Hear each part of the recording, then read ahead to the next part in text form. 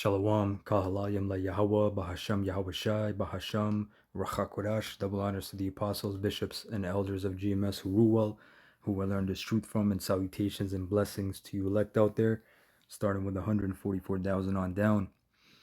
So we're going to get into Wisdom of Solomon 14, starting at 11, dealing with modern day idolatry, pretty much this great war of ignorance that these people are living in, that they call peace. These people are completely lacking knowledge. As the as a motto in GMS, we say that the earth needs, new regulations. It needs, it needs new management. So this is Wisdom of Solomon 14:11 in the Common English Bible. Therefore, the Most High will come in judgment on the nation's idols, for they have turned a part of the Most High's creation into something that the Most High hates. They have produced stumbling blocks for the well-being of humans, a trap set to spring when the feet of the foolish step on it. The very notion of idols was the beginning of immoral sexual activity. In the KJV, it says the beginning of spiritual fornication, which is leading you away from the Most High. What you're going to find out is pretty much idolatry is not just worshiping a calf. It's not having a shrine in your closet.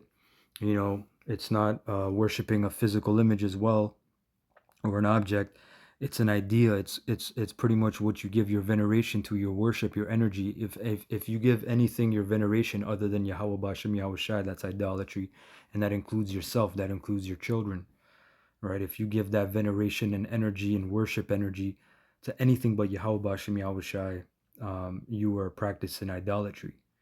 Which is more and more reason for us brothers to refine our characters more and more, refine our spirits, because hey, we commit ignorant sins that are secret. We don't know that we're even doing them sometimes, because that's how Babylonianized we are, which is more reason to get into this word, to refine, as I said, more and more your character, your spirit.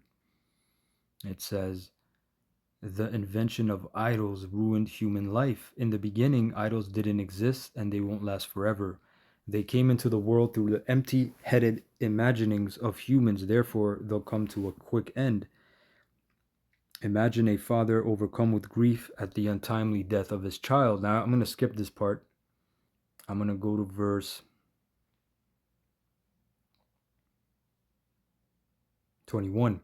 In this way, idolatry became a trap for one's life, whether it is because of a father's misfortune or because people are ordered to do so.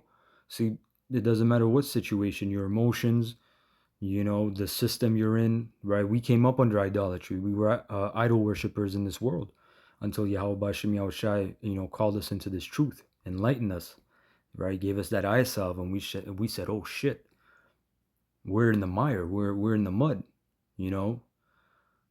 stones and plants begin to be called by the name that was never supposed to be shared with anything or anyone else. Then, as if it weren't enough, that they should err concerning the knowledge of the Most High, other things followed. See, because it doesn't just stop at having a good time drinking, partying, popping women. As we know, this world in the music industry, for example, when you go into that world, that's what they give you at first, but it's a long rabbit hole, man. Like the dude in the Diddy documentary said, some days I woke up and there was a woman beside me. Some days I woke up and he was in the bed beside me, talking about Diddy. You got to keep going down the rabbit hole. There's levels, man. You're not just going to stop at your own basely pleasures, man. You're going to go and corrupt your soul. Right? It says,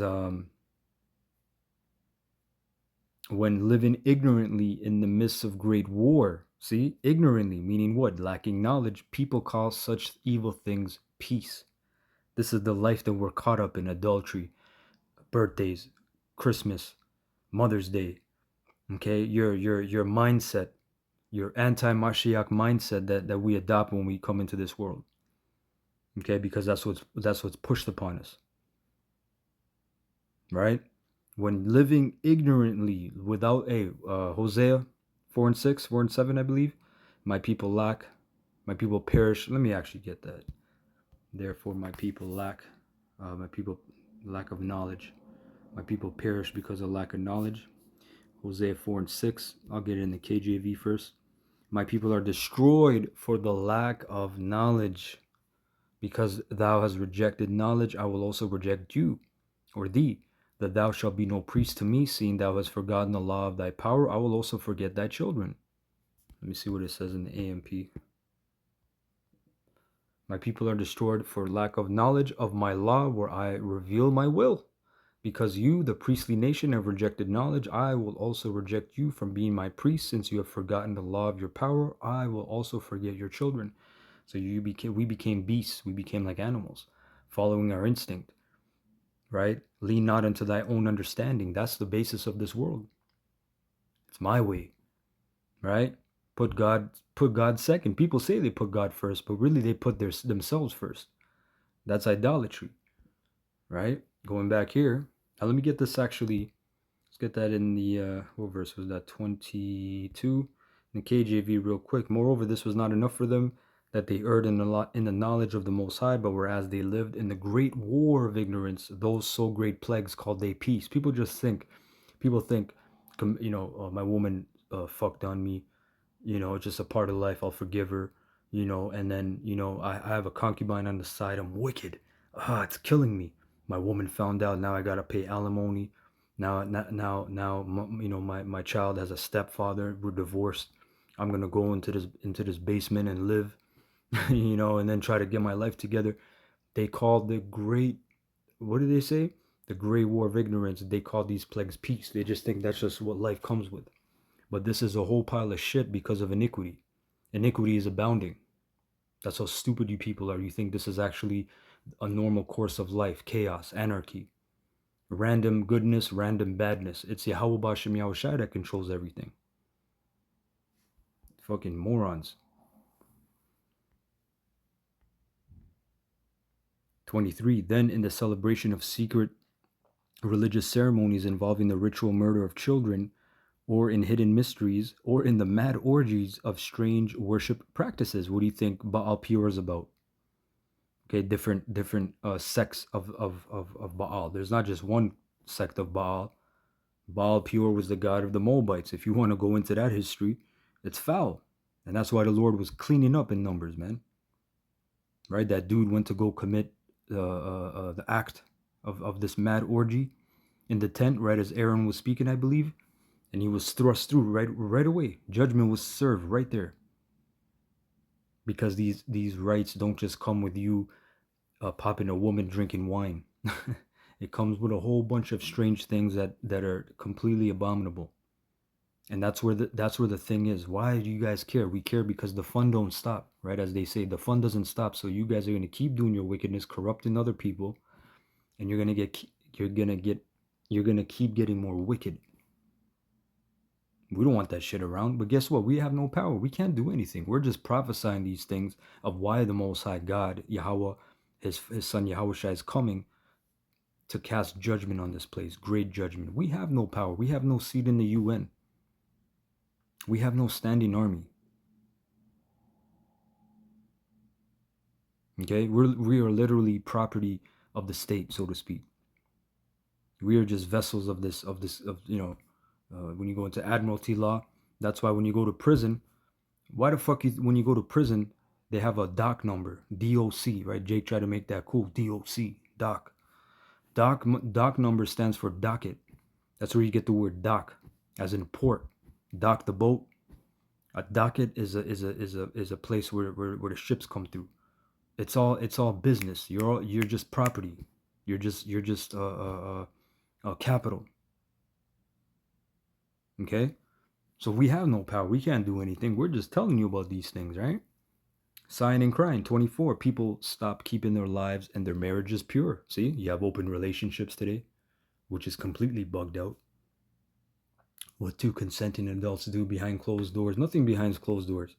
Yahweh Bashem Yahushua sees everything. The angels see everything. Everything gets reported. Your life is not your own, right? People stop keeping their lives and their marriages pure. Instead, one person plots to kill another by lying in ambush. Another person causes grief by becoming sexually involved with another person's spouse. See, because as I said, the fun don't stop. You need the next rush. Yeah, she was bad, but look at her. Oh, she got a man? Fuck it.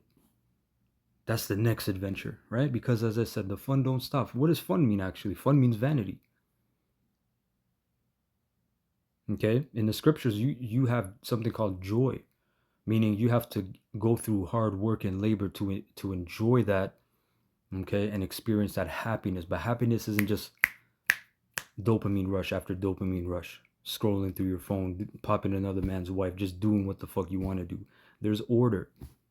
For the elect to enjoy the kingdom, what does the scripture say? They have to go through much tribulation. That's not just fun, right? You got to go through labor. You got to do things,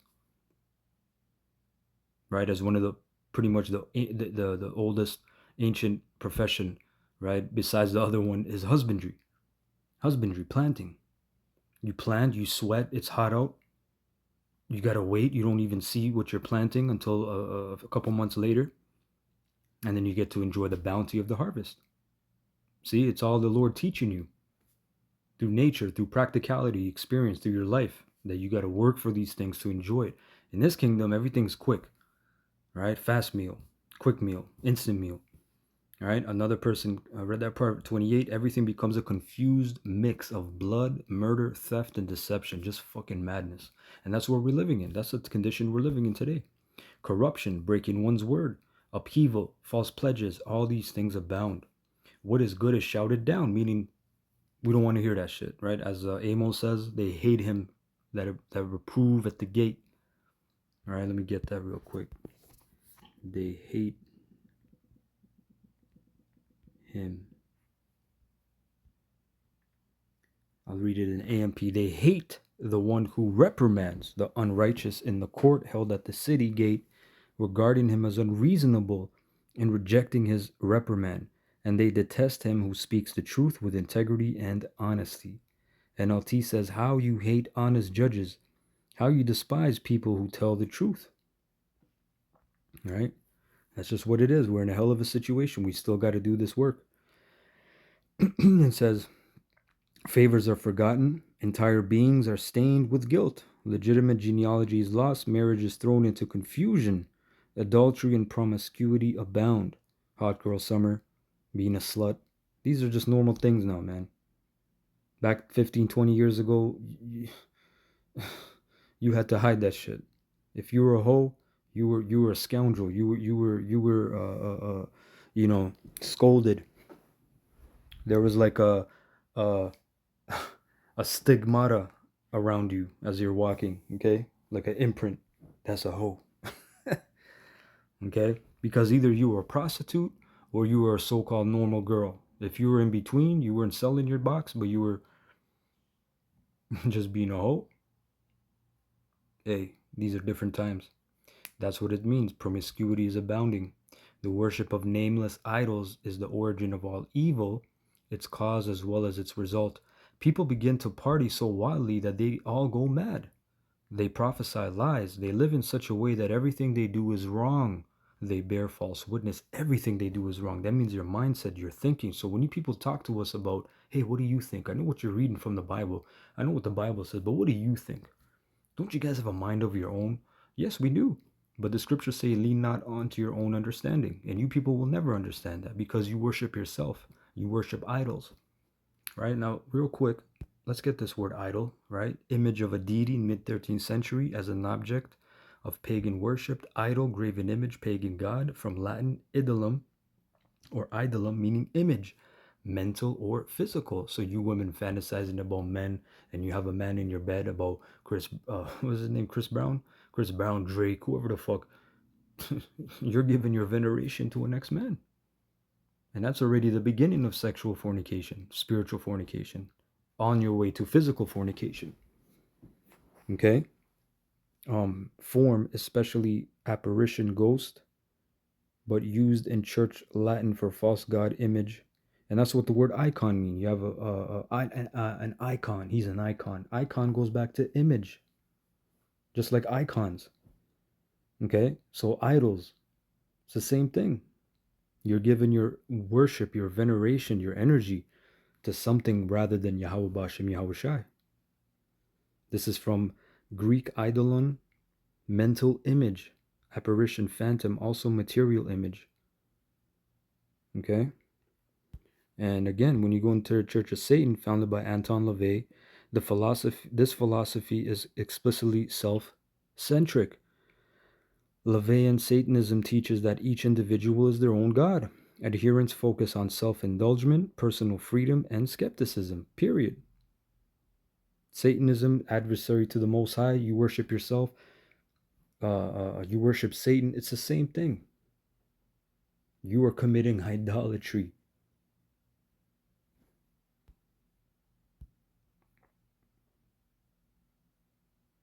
So everything they live in such a way that everything they do is wrong. So that's why we literally have to, when you come into this truth, you have to become a babe. Why did Yahushua say that? You have to literally deconstruct yourself, your mental. Let him who thinketh he is wise become a fool that he may become wise. All right, verse 29. But because they have entrusted themselves into the hands of lifeless idols, they don't expect any harm to come from swearing false pledges.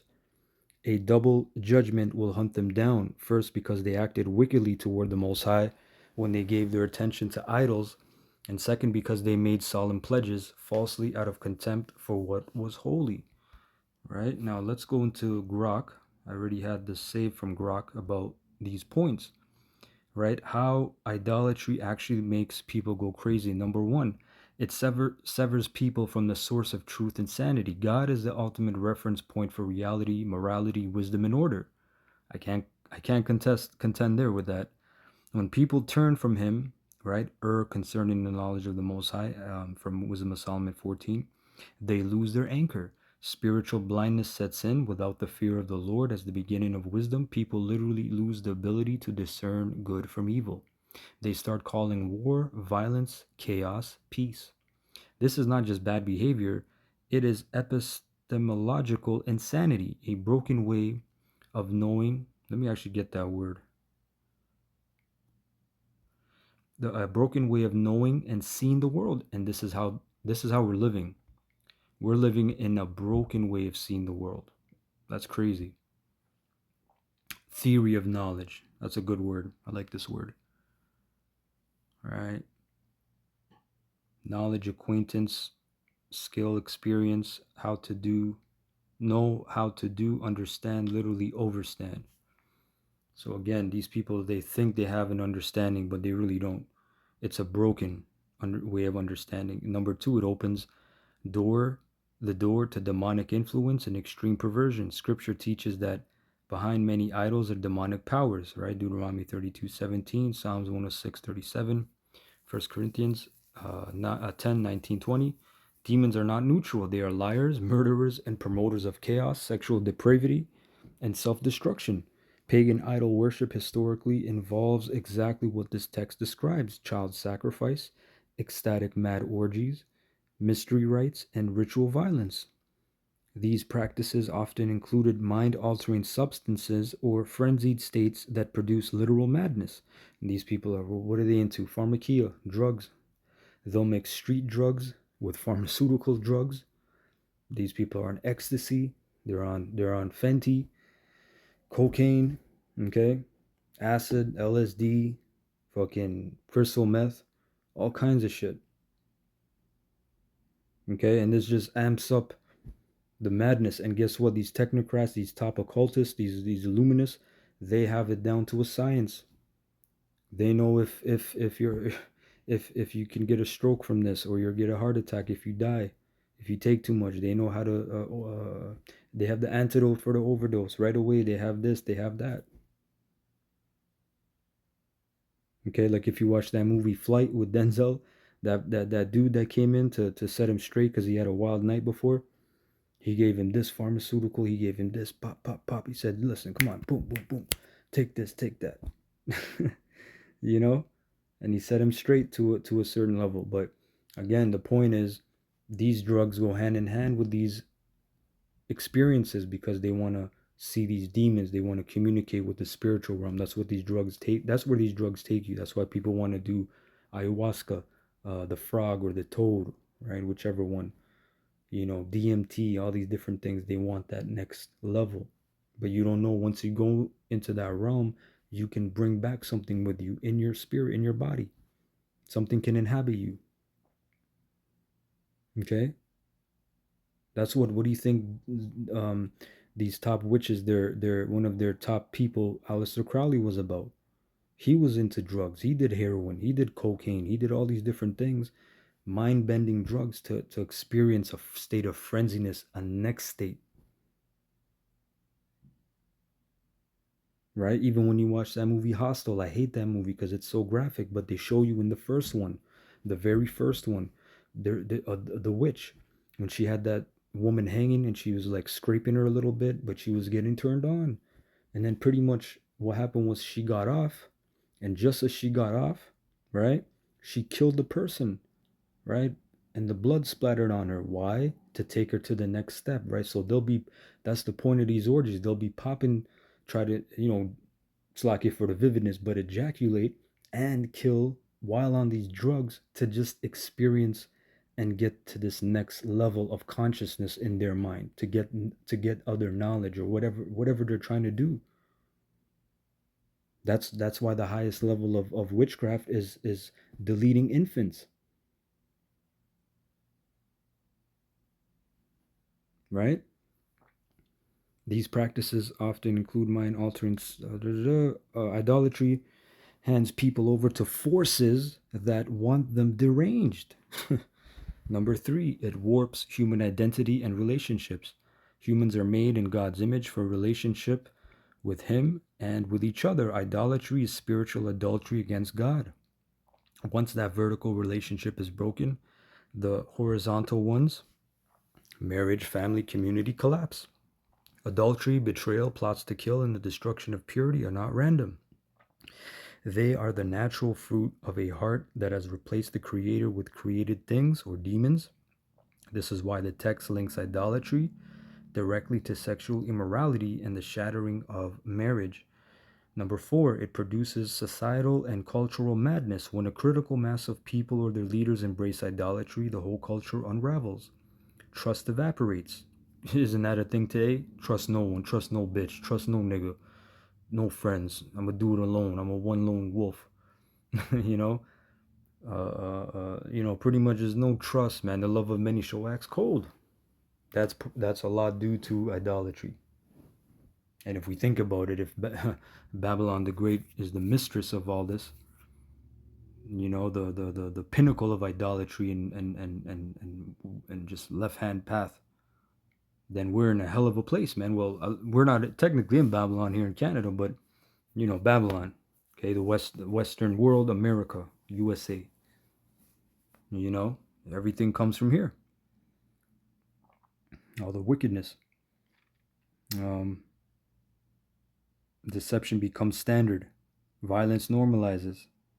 What is good is shouted down. This matches what we see in the passage, a confused mix where nothing makes sense anymore. All right. Um, History in the Bible show this pattern repeatedly, from ancient Canaanite and Greco-Roman paganism to modern ideological idolatries, money, power, sex, self, political causes, or even progress treated as ultimate. This progression is echoed in the New Testament in Romans 1 and 18 to 32. People suppress the truth about the Most High, turn to idolatry. The Most High gives them over to sexual chaos and a debased mind filled with every kind of evil, including ruthlessness, deceit, and senselessness. The core reason it feels like crazy, idolatry does not satisfy the human heart, which was made for God. So people chase harder and harder, more extreme rituals, more sexual license, more violence, more lies, trying to fill the void. As I said, the fun don't stop. That's a saying in the world. The fun don't stop. Never a dull moment. Life is cyclical. You got to do a lot of the same shit repetitively, and that makes up, you know, and polarizes the good times so they become great times because it's not boring now. But guess what? You still got to put in the work. To get to the festival, you still got to put in the work, man. You need to get the festival, you need the food. To get the food, you need to labor day in, day out. Period. That's just a very clear-cut example. It's not a party every day in the castle, even with the king. He got to do his duty. And if it is a party, that kingdom's gonna go to ruin real quick. Okay? People have this mindset because we live in this artificial world that every day you turn on Netflix, every day is a party. I order my Uber Eats. I got my henny, I got my weed. I'm good. Every day is a dopamine hit, right? It says it escalates into self destructive and society destroying behavior because idols cannot give life, peace, or sanity. They only take, distort, and destroy. Now, I ask Grok, hey, a lot of these things, a lot of these points, it parallels with today's world and how Western society is specifically. To which it replied, yes, many elements in Wisdom of Solomon passage have striking parallels in present day Western society, especially in North America and Europe over the last 15, 20 years, with roots going back further. The text describes what happens when people turn from the true knowledge of the Most High to idolatry, moral inversion, calling evil peace, extreme secret or frenzied practices, the collapse of sexual purity in marriage, plots of violence, and a societal descending into a confused mix of bloodshed, murder, theft, deception, and upheaval, calling evil things peace while living in great strife.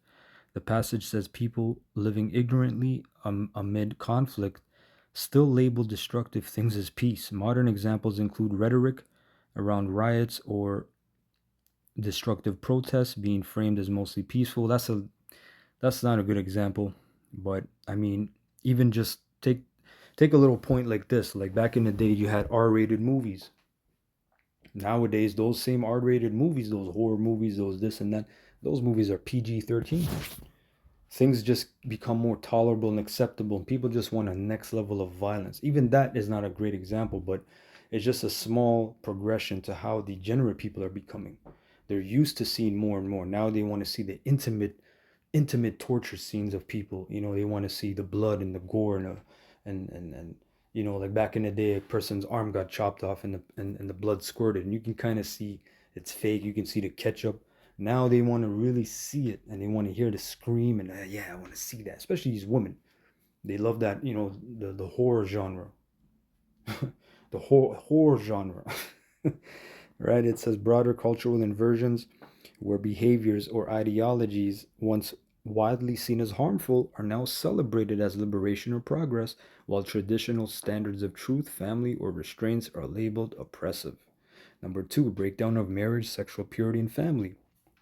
I'm going to jump here, right? Current data shows marriages have declined sharply over decades. In the US, only about 46% of adults are married, down from two-thirds in 1950. Roughly 40-50% of first marriages still end in divorce.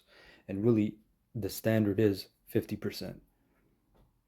I think it's actually a bit more now, but they said, look, you have this divorce lawyer.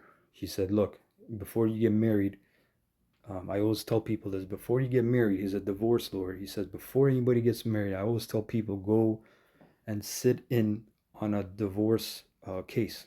Because you have the court cases. It's open to the public. Really, you can walk in. Mostly and listen. So he said go to a divorce case, divorce court case, and just sit in. Right? He said from you getting married, you have a 50-50 shot off the bat. Okay. So about 1 in 3 American children live in single parent households.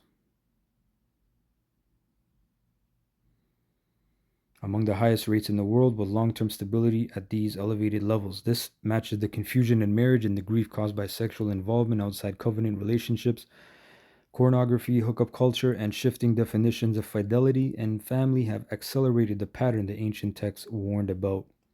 And you can thank certain people for this, man.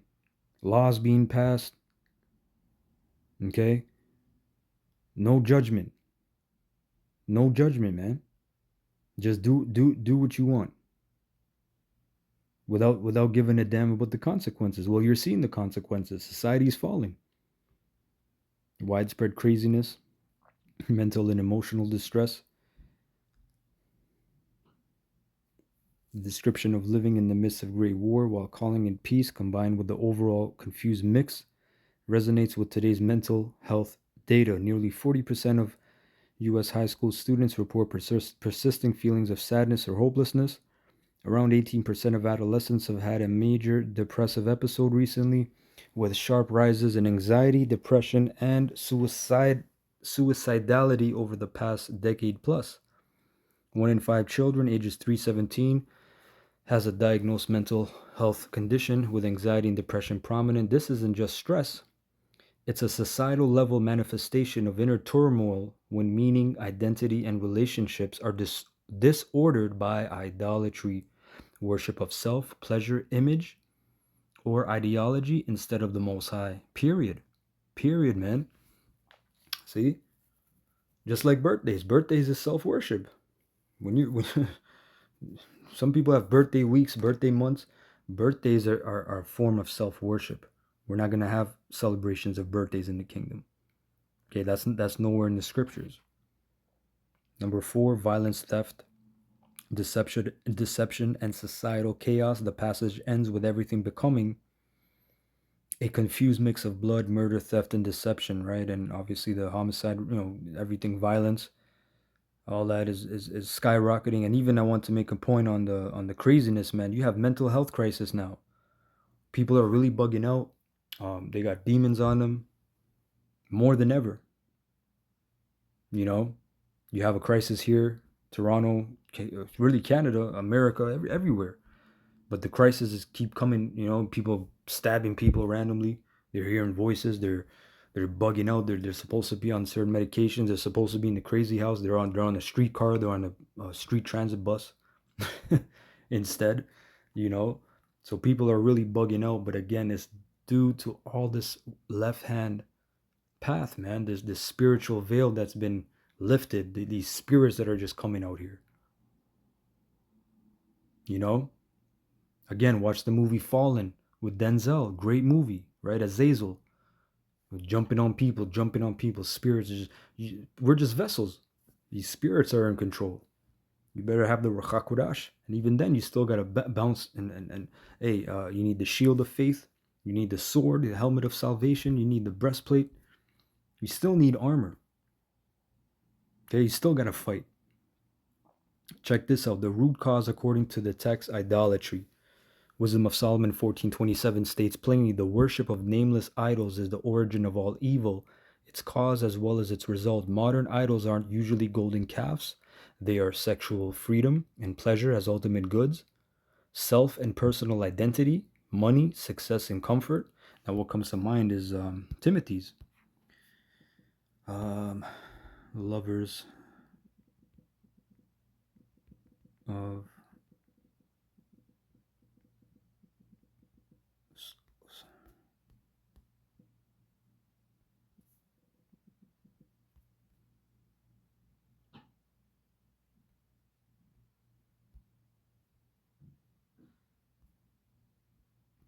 right? 2 Timothy 3:1, AMP. But understand this, that in the last days, dangerous times of great stress and trouble will come, difficult days that will be hard to bear. For people will be lovers of self, narcissistic, self-focused. Now, is self-focused bad? Of course. Of course not. You need a balance. Self-focused. But what are we really dealing with? We're dealing with self-indulgent people, self-absorbed people that have truly worshipped themselves. Okay? That's a very narcissistic trait.